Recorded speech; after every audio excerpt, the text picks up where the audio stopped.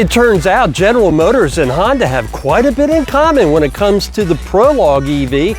This week on EV Rider, we're going to check out some of the similarities. This EV Rider episode is a co-production with AutomotiveAddicts.com. AutomotiveAddicts.com offers expert reviews and industry news. Honda's first all-electric SUV features an 85 kilowatt-hour lithium battery pack that can add up to 65 miles of range in about 10 minutes under ideal DC charging conditions, with a peak factory-rated charging speed of 155 kilowatts. Its peak level 2 charge rate is 11.5 kilowatts. The Prologue is built at a General Motors plant in Mexico and shares GM's Ultium platform, which also underpins the Chevrolet Blazer and Equinox. You know, it's good to see Honda finally getting in the EV game in a meaningful way with the Prologue. This, in theory, should be a pretty high volume vehicle for Honda. After all, the price is right there in the sweet spot. We're talking about a SUV, which is the heart of both the ICE and EV markets. Although I do find it somewhat strange that Honda has decided to hitch its fortunes to General Motors. But you know, if you think about it, platform sharing isn't anything new. For example, another current example of platform sharing is between BMW and Toyota for BMW Z sports car and the Supra. Those two cars share a common platform. And of course, we've also seen Rivian and Volkswagen recently hook up. In that case, Rivian is going to be providing software for Volkswagen. So automotive partnerships are nothing new. They go way back before EVs. You know, another big partnership underway in the worldwide arena is between Volkswagen and Ford. For example, the Ford Capri uses the same MEB platform that the Volkswagen ID.4 uses. Same thing for the electric Ford Explorer. Now, neither of those cars are sold in the US, but I do have a look at those in another EV Rider episode. You'll find a link to that episode at the end of this one. Honda says its Prologue does qualify for the full $7,500 tax credit, with the base price of the single motor version sliding in at just under $40,000 for buyers that qualify for the credit, which does have some income restrictions. Fully optioned, the dual motor all-wheel drive version comes in at just under $58,000. Those prices are before taxes, delivery, and handling are figured in. And as always, prices are subject to change. So I'm getting on Interstate 295 in Jacksonville. I'm up on the north side. I'm headed toward the city's south side. First impressions of the Prologue are good. It does seem to be a nice, smooth highway interstate ride. There were some bumps heading over here to the interstate, and the Prologue soaked them up just fine.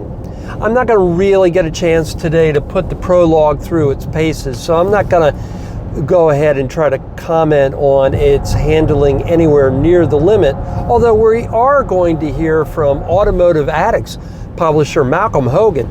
He had the Prologue for a full week, so he's much better qualified than I am to talk about its handling. So yeah, 0 to 60 is about 6 seconds. Not the fastest thing, not the fastest EV in the market, of course, but you do get that instantaneous torque, and that instantaneous torque, you know, feels like it's faster than it is.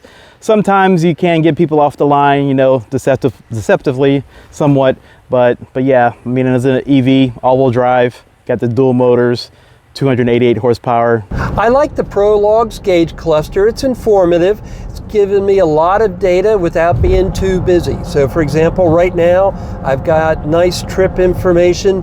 I'm burning, let's see, I'm doing 63 miles per hour and I'm burning 2.7 kilowatts. In fact, I'm not really that impressed with that for this speed. But it's got a nice display, and I'm happy to say it also has a heads-up display on this upper trim model. The Prologue's infotainment system is certainly serviceable, nothing wrong with it at all. It does give you a split screen view of navigation and of multimedia. I wouldn't say it's the best system I've seen, but given this is a twin of the General Motors Ultium platform, I do want to point out something that I do feel is an advantage that Honda has.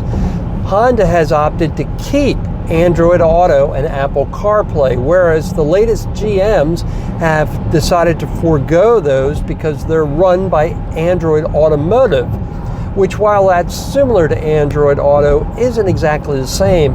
And a lot of automotive journalists and drivers are giving GM some pushback on that. The thing about Android Automotive, once you get it set up, it should really be every bit as good as the other two. But the difference is you have to spend a little bit more time setting it up. Whereas with Android Auto and Apple CarPlay, basically your phone is your infotainment system. So of course you don't have as long a setup process for individual apps as you would have with Android Automotive.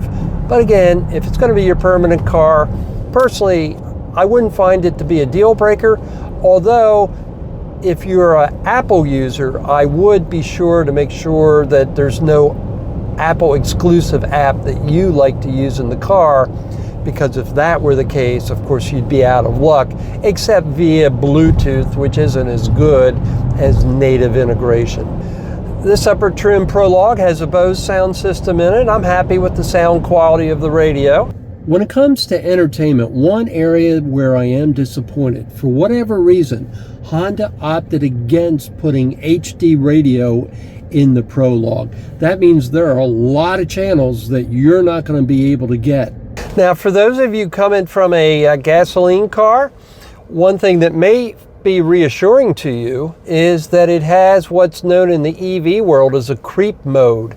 And the creep mode is what gasoline drivers are used to. So in other words, as I take my foot off the brake at this traffic light, the car will indeed creep forward. Creep mode can be turned off, and the Prologue also features 2 different levels of regenerative braking.